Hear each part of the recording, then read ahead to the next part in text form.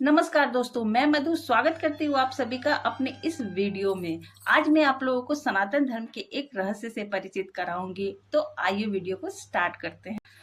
दोस्तों, हम सभी अपना सारा काम खत्म करने के बाद रात को सोते हैं या आराम करते हैं। तो क्या देव या भगवान वो भी आराम करते हैं? क्या उनका भी जब काम खत्म हो जाता है तो वो भी शयन कक्ष में चले जाते हैं और आराम करते हैं? तो आइए जानते हैं इन्हीं सब के बारे में आज एक रोचक जानकारी। आज मैं आप लोगों को बताऊंगी कि भगवान कब सोते हैं और कब जागते हैं, और उनकी गैर हाजिरी में, उनकी गैर मौजूदगी में इस संसार को कौन चलाता है। तो इस वीडियो को पूरा अवश्य देखें, जिससे आप लोगों को ऐसी ऐसी रोचक जानकारियां पता चलेगी, ऐसी ऐसी कथाएं पता चलेगी, जिससे आप लोगों को सनातन धर्म पे गर्व होगा। आषाढ़ शुक्ल पक्ष की एकादशी को देवशयनी एकादशी के रूप में मनाया जाता है। इसे देवशयनी एकादशी, हरिशयनी एकादशी, पद्मा एकादशी या फिर आषाढ़ी एकादशी भी कहा जाता है। पुराणों के अनुसार इस समय भगवान विष्णु अपने क्षीर सागर में शयन के लिए चले जाते। इसे योग निद्रा भी कहा जाता है। इसे योग निद्रा क्यों कहते हैं? क्या आप जानते हैं कि इसे योग निद्रा क्यों कहा जाता है? और जब वो योग निद्रा पे कहते हैं, कितने दिनों तक वो निद्रा में रहते हैं? तो दोस्तों, मैं आपको बताऊंगी कि ये 4 मास, जिसे चतुर्मास भी कहा जाता है, जिसमें देवशयनी एकादशी आषाढ़ शुक्ल पक्ष की एकादशी के दिन से शुरू होकर चतुर्मास तक चलती है, जिसको हम जुलाई, अगस्त, सितंबर और अक्टूबर इंग्लिश कैलेंडर के अनुसार इसको मानते हैं। भगवान विष्णु के योग निद्रा के समय चतुर्मास का काल चलता रहता है। उसके बाद कार्तिक महीने की एकादशी को देव उठनी एकादशी या फिर देव उत्थान एकादशी के रूप में मनाते हैं। उस समय भगवान निद्रा पूरी करके वो उठते हैं। उसके बाद ही मांगलिक कार्य स्टार्ट होते हैं। इस चतुर्मास में कोई भी मांगलिक कार्य जैसे विवाह, मुंडन, गृह प्रवेश, कोई भी मांगलिक कार्य नहीं किया जाता है। कोई भी शुभ कार्य नहीं किया जाता। जब एकादशी आती है कार्तिक मास की शुक्ल पक्ष की, उसके बाद जब देव उत्थान एकादशी होती है, ये देव उत्थान एकादशी होती है, उससे ही मांगलिक कार्य शुरू किया जाता है। उसके बीच जब चतुर्मास रहता है तो उसके बीच इस संसार को कौन चलाता है? कहा जाता है कि जब भगवान विष्णु शयन काल में होते हैं, योग निद्रा में होते हैं, तो उस समय भगवान शिव और उनके परिवार इस संसार को चलाते हैं। आषाढ़ मास से ही यह स्टार्ट हो जाता है, जुलाई महीने से। उस समय वर्षा ऋतु भी आरंभ हो जाती है। तो ऐसा माना जाता है कि पृथ्वी पूरी सृष्टि जलमग्न हो जाती है, बरसात का मौसम भी स्टार्ट हो जाता है। तो उस समय मांगलिक कार्य तो होते नहीं है, और बहुत सारे साधु संत अपनी अपनी जगहों पर ही रहते हैं, ध्यान और तप करते हैं। ऐसा माना जाता है कि हमें घर से भी बाहर नहीं निकलनी चाहिए, क्योंकि सूरज की रोशनी जब अच्छी तरह से नहीं निकलती है मानसून में, बारिश के दिनों में, तो बहुत सारी बीमारियां भी पनपती है। तो ये है हमारा सनातन धर्म, जिससे ये पता चलता है कि वैज्ञानिक तरीके से कोई भी पर्व या त्योहार कैसे रिलेट करती है एक दूसरे से। आइए जानते हैं कि आगे की रोचक जानकारी और क्या क्या है। अब आप ये सोच रहे होंगे कि भगवान विष्णु आखिर सोते ही क्यों है, वो योग निद्रा में आखिर जाते ही क्यों है? इसका जवाब मैं आपको अवश्य दूंगी, लेकिन पहले मैं आपको ये बताना चाहूंगी कि जब भगवान विष्णु योग निद्रा में होते हैं तो शिव जी और उनके परिवार के त्योहार स्टार्ट हो जाते हैं। बारिश के मौसम में ही जुलाई महीने में सबसे पहले गुरु पूर्णिमा आती है, और गुरु, हमारे शिव से बड़े गुरु कोई नहीं होते हैं। माना जाता है कि इस सृष्टि की रचना विराट पुरुष के द्वारा हुई है, और भगवान नारायण और भगवान शिव हमारे इसी सृष्टि को बनाने वाले और चलाने वाले हैं। कहा जाता है कि भगवान नारायण के रोम रोम में अनंत कोटि ब्रह्मांड की रचना हुई है। उनकी एक एक रोम से बहुत सारे ब्रह्मांड की रचना हुई है, जिसको बहुत सारे गैलेक्सी की का जन्म भी हुआ है।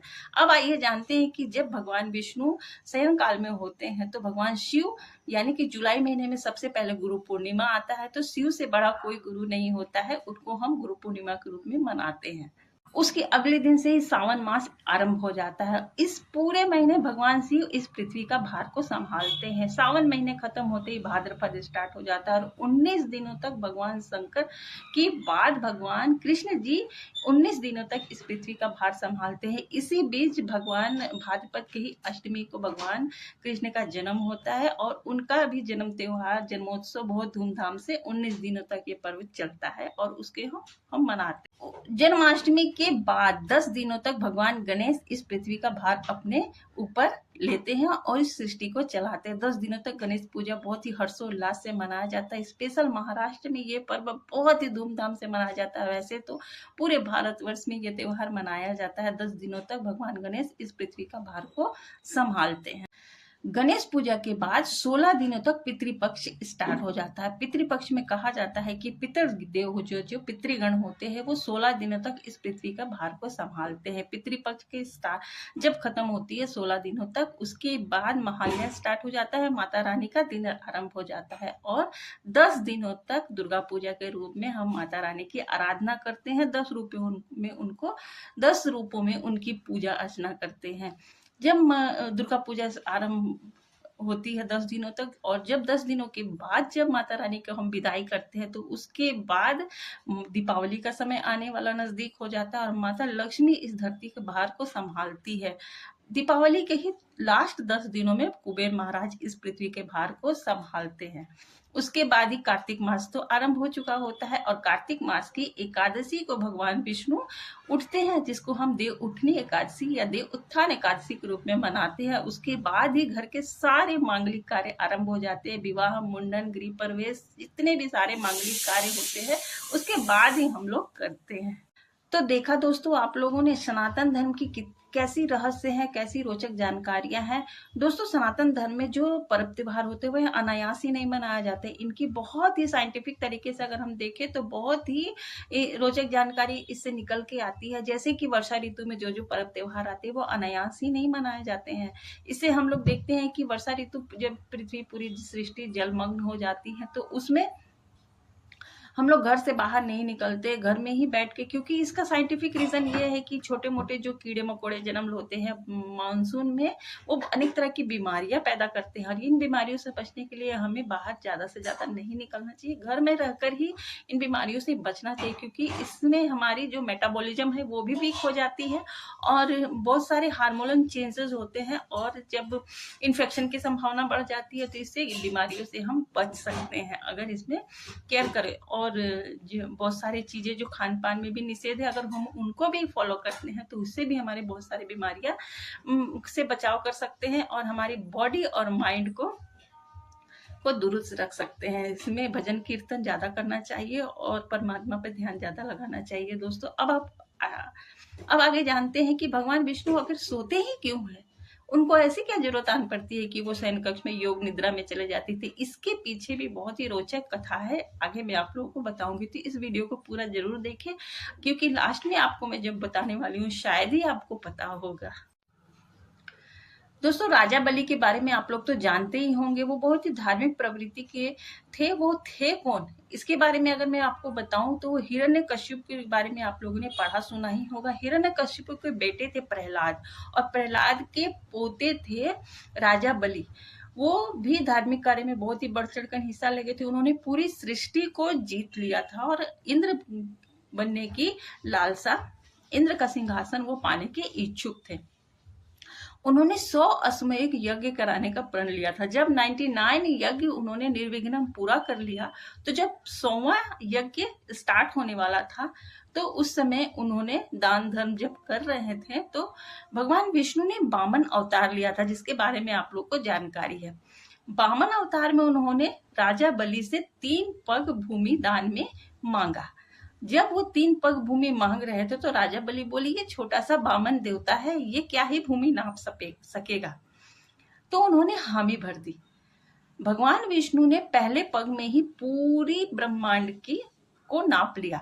दूसरे पग जब उन्होंने धरा तो पूरे स्वर्ग को नाप लिया। अब तो कोई जगह ही नहीं बची थी तीसरी पग धरने के लिए। तो उन्होंने बोला कि राजन, अब मैं अपना तीसरा पग कहाँ धरूं। तो राजा बलि असमंजस में आ गए और उन्होंने अपना शीश आगे कर दिया। तो भगवान वामन देव ने जो भगवान विष्णु का अवतार थे, उन्होंने अपना पग राजा बलि के शीश पर रखा और उनका घमंड तोड़ने के लिए उनको पाताल लोक तक ले गए। जब वो पाताल लोक में रहने लगे तो उन्होंने उनके धर्म कर्म के ही प्रताप से भगवान विष्णु की वो याचना करी, भगवान आप मेरा घमंड दूर हो चुका है, अब आप मुझे ऐसा आशीर्वाद दीजिए कि मैं हमेशा आपके साथ रह सकूं। तो भगवान विष्णु दयालु होते हैं और उन्होंने उनको आशीर्वाद दिया राजा बलि को कि आप पाताल के राजा रहेंगे, और तब से ही पाताल लोक के राजा राजा बलि बन जाते हैं। तब उस समय राजा बलि जब पाताल लोक के राजा बन गए तो भगवान विष्णु अपने लोक को चले जाते हैं। तो भगवान विष्णु को आशीर्वाद के रूप में जब वो मांगते हैं कि भगवान जी आप हमेशा मेरे साथ रहने का आश्वासन दिए हैं, इसका क्या होगा। तब भगवान विष्णु बोले कि चतुर्मास में जब मैं योग निद्रा में रहूंगा तब मैं चतुर्मास के लिए आपके साथ ही निवास करूंगा। तो ऐसा भी माना जाता है कि पाताल लोक में चतुर्मास के लिए भगवान विष्णु शयन काल के लिए चले जाते हैं। ये सब होता देख करके लक्ष्मी जी बोलती हैं कि भगवान जी तो अपने निवास स्थान में नहीं रह करके पाताल लोक में निवास करते हैं। तब उन्होंने पाताल लोक में जाकर पाताल लोक में वो जाती हैं और राजा बलि को भाई बना करके उनको राखी बांधती है। और राखी के बांधने के बाद उपहार स्वरूप वो भगवान विष्णु को मांग लेती है कि उनको लोक जाने दीजिए। तो यही चतुर्मास जब कार्तिक मास की एकादशी होती है तो ऐसा माना जाता है कि उसी दिन भगवान विष्णु पाताल लोक से वैकुंठ की ओर जाते हैं और उस समय देवोत्थान एकादशी या देवोत्थान एकादशी के रूप में मनाया जाता है ना। कितनी रोचक जानकारी। ये सनातन धर्म में अथाह रहस्यों से भरा पड़ा है दोस्तों, क्योंकि हम इसकी जानकारी नहीं रखते हैं, इसके बारे में शोध नहीं करते हैं, और ऊपर ऊपर लोग जितना बोलते हैं उतना ही समझते हैं। तो आप लोग सनातन धर्म के बारे में जानिए, समझिए, ये बहुत ही अथाह ज्ञान का भंडार है दोस्तों। अगर आपको मेरा वीडियो पसंद आता है तो प्लीज इस चैनल को अवश्य सब्सक्राइब करें, और अगर ऐसी ही वीडियो अगर देखना चाहते हो तो प्लीज इस चैनल को बहुत लाइक करें और मेरे इस वीडियो को प्यार दे। नमस्कार दोस्तों।